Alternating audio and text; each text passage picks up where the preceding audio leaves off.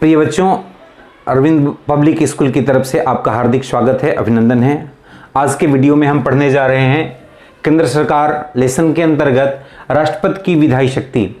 राष्ट्रपति की विधायी शक्ति क्या होती है उसके बारे में हम पढ़ने जा रहे हैं। तो देखो बच्चों, संविधान के अनुसार जो है राष्ट्रपति की विधायी शक्तियाँ क्या है, प्राप्त है। राष्ट्रपति संसद के द्वारा जो कानून बनाए जाते हैं, जो विधि का निर्माण किया जाता है, उसका कार्य तो संसद करती है, संसद विधि का निर्माण करती है, लेकिन राष्ट्रपति के स्वीकृति के बिना कोई भी विधेयक जो है वो पास नहीं होता है। यानी कहने का मतलब संसद के द्वारा कोई भी विधेयक जो पारित होता है राष्ट्रपति की स्वीकृति के बाद ही वह कानून बन सकता है। कहते हैं कि हम कानूनों का निर्माण हुआ, तो संसद का कार्य तो है कानूनों का निर्माण करना। संसद कानून का निर्माण करती है, लेकिन कानूनों का निर्माण करने के पश्चात वह स्वीकृति के लिए राष्ट्रपति के पास जाती है। राष्ट्रपति उस पर क्या करता है, हस्ताक्षर करता है। तो राष्ट्रपति के हस्ताक्षर के बाद, यानी कहने का तात्पर्य है उसकी स्वीकृति के बाद ही कोई भी विधेयक जो संसद के द्वारा जो पारित विधेयक होता है वह राष्ट्रपति के स्वीकृति के बाद ही वह क्या होता है, कानून बन जाता है वो। तो कहने का मतलब यह है कि संविधान के अनुसार राष्ट्रपति को विधायी शक्ति प्राप्त है। यानी संसद तो कानून बनाती है, लेकिन वह कानून तभी माना जाएगा जब राष्ट्रपति की स्वीकृति आवश्यक है। अब राष्ट्रपति की विधायी शक्ति के अंतर्गत अनेक प्रकार के क्षेत्र में राष्ट्रपति को क्या है, शक्तियां प्रदान की गई है। पहला है विधायी क्षेत्र का प्रशासन। विधायी क्षेत्र का प्रशासन, राष्ट्रपति को जो है संविधान के अनुसार विधायी क्षेत्र के प्रशासन की क्या है, शक्ति प्रदान की गई है। राष्ट्रपति जो होता है हमारे देश में कानून के अंतर्गत देखा जाए तो राष्ट्रपति प्रधानमंत्री की सिफारिश पर या लोकसभा को उसके कार्यकाल से पहले क्या कर सकता है, उसको भंग कर सकता है। क्योंकि आपको बताया था मैंने कि हमारे देश में संविधान के अनुसार लोकसभा को 5 साल का कार्यकाल प्रदान किया गया। यानी लोकसभा का जो कार्यकाल होता है वो 5 वर्ष का होता है, लेकिन 5 वर्ष से पूर्व ही अगर ऐसा उसको लगता है तो प्रधानमंत्री की सिफारिश पर 5 साल से पहले ही लोकसभा को भंग किया जा सकता है। ऐसे हमारे देश में अभी तक 9 बार हो चुका है। कार्यकाल से पहले 9 बार राष्ट्रपति लोकसभा को भंग किया जा चुका है। संसद का जो अधिवेशन है, संसद का अधिवेशन बुलाता है वो। राष्ट्रपति क्या करता है, संसद के अधिवेशन को बुलाता है। यानी संसद यानी लोकसभा राज्यसभा का संयुक्त अधिवेशन जिसको बैठक होती है बुलाता है, और वह उसको संसद का अधिवेशन जब संपन्न हो जाता है तो संपन्न होने के पश्चात वह राष्ट्रपति अधिवेशन को क्या करता है, समाप्ति की भी घोषणा करता है। तो अधिवेशन को बुलाना और समाप्ति की घोषणा करना। अधिवेशन को बुलाने से पहले क्या करता है कि वह अधिवेशन में क्या करता है, वह भाषण देता है और अधिवेशन प्रारंभ करने का क्या करता है, आदेश देता है। संसद का अधिवेशन प्रारंभ होने से पूर्व राष्ट्रपति जो होता है संसद में भाषण देता है, और क्या करता है कि सामान्य काल की स्थिति में भी राष्ट्रपति जो है समय समय पर भाषण या सुझाव जो है अपना देता है। तो ये सामान्य काल की स्थिति में होती है राष्ट्रपति की ये शक्ति। राष्ट्रपति का जो दूसरी शक्ति है वह सदस्यों को मनोनीत करने की शक्ति। तो राष्ट्रपति जो है हमारे देश में संविधान के अनुसार संसद यानी लोकसभा और राज्यसभा के कुछ ऐसे सदस्य होते हैं जिनका इलेक्शन यानी निर्वाचन या चुनाव नहीं होता है। राष्ट्रपति ऐसे सदस्यों को क्या करता है, मनोनीत करता है। सर्वप्रथम आपको बताऊं मैं कि संसद का जो सदन एक राज्यसभा भी होता है और एक लोकसभा भी होता है। पहले के वीडियो में आपको मैं बता चुका हूं। तो राष्ट्रपति जो है राज्यसभा में जो 12 सदस्य होते हैं, 12 सदस्यों को क्या करता है, नॉमिनेट करता है, उनका मनोनयन करता है, उनको मनोनीत करता है। तो वो 12 सदस्य ऐसे होते हैं जिनके अंतर्गत साहित्य, कला, विज्ञान, राजनीति, कला इत्यादि के क्षेत्र में जिनकी महत्वपूर्ण भूमिका होती है, जिसमें विशेष उनका महारत हासिल होता है, ऐसे 12 व्यक्तियों को राष्ट्रपति क्या करता है, राज्यसभा में मनोनीत करता है। पुनः आपको बता रहा हूं मैं कि राष्ट्रपति को जो है वो सदस्यों को मनोनीत करने की क्या है, शक्ति प्रदान की गई है।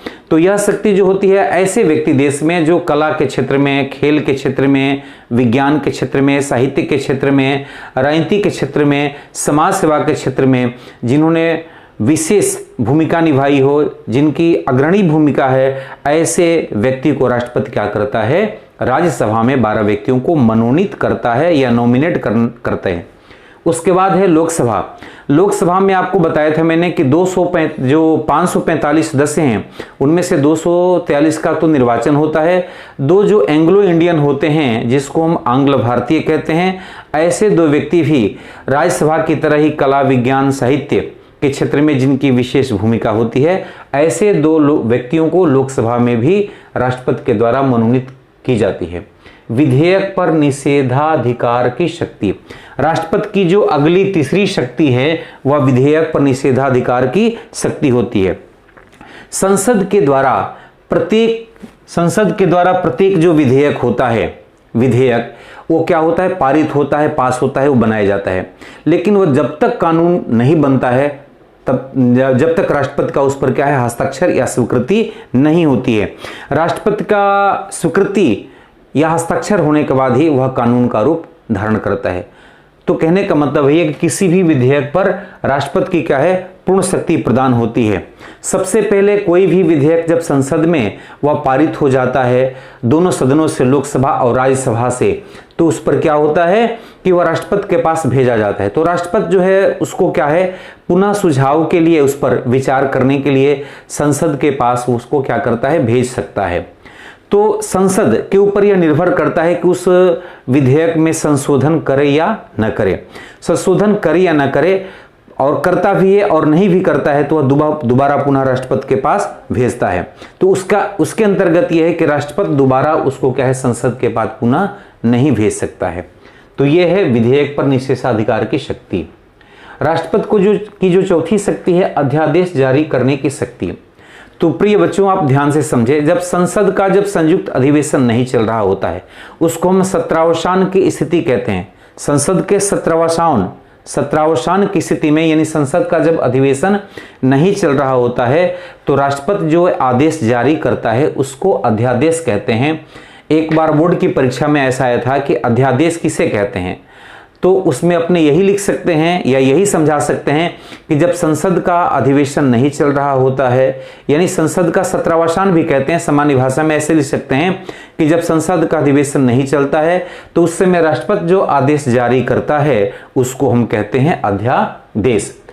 तो अध्यादेश राष्ट्रपति जारी करता है कब, जब संसद का अधिवेशन नहीं चलता है उस समय।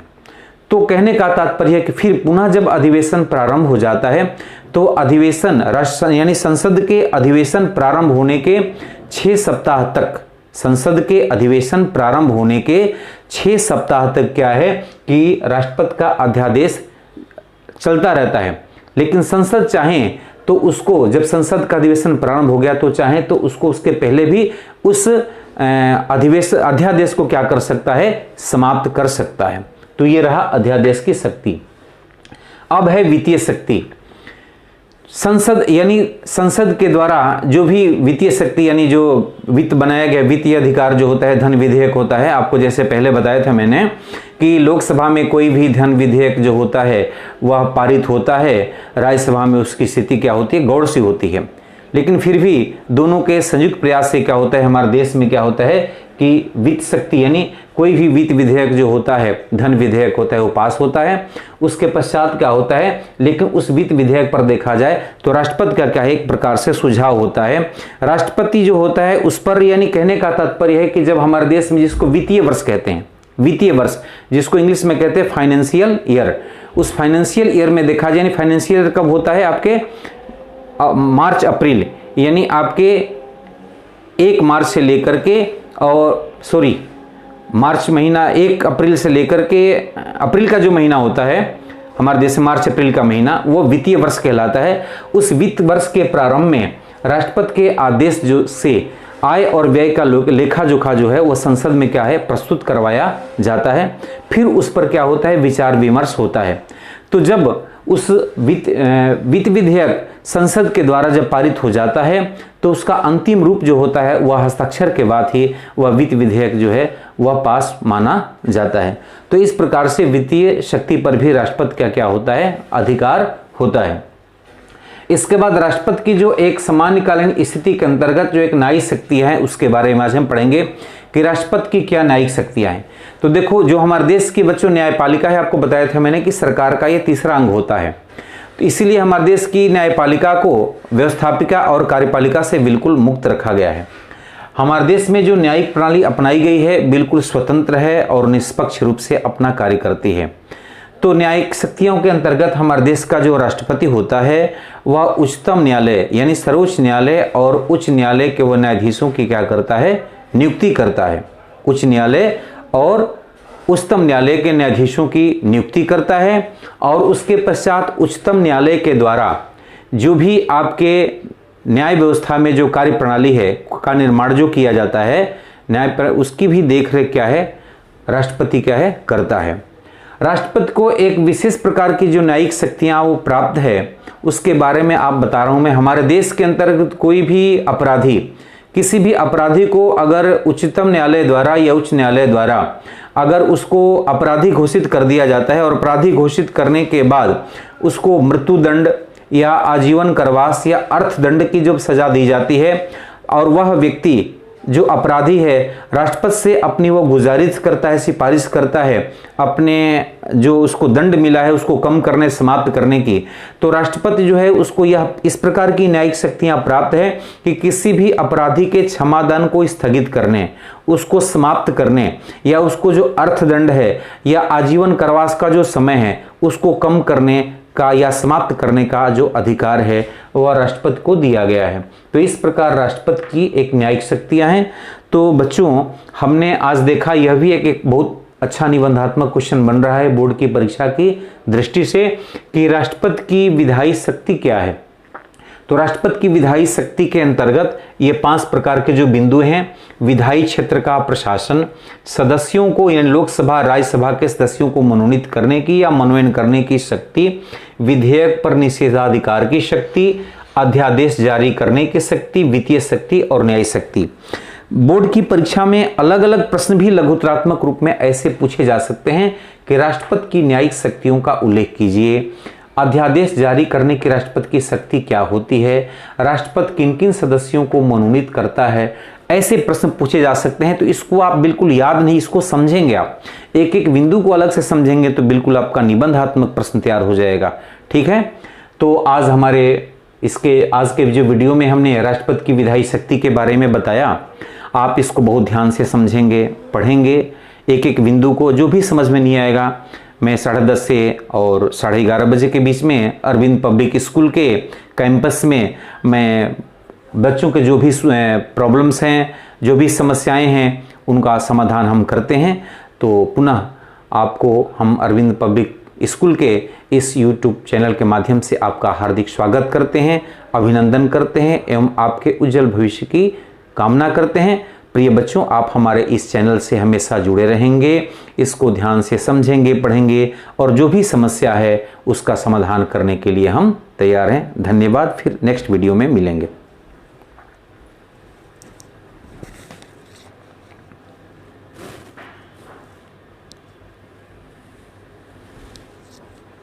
आदित्य सर,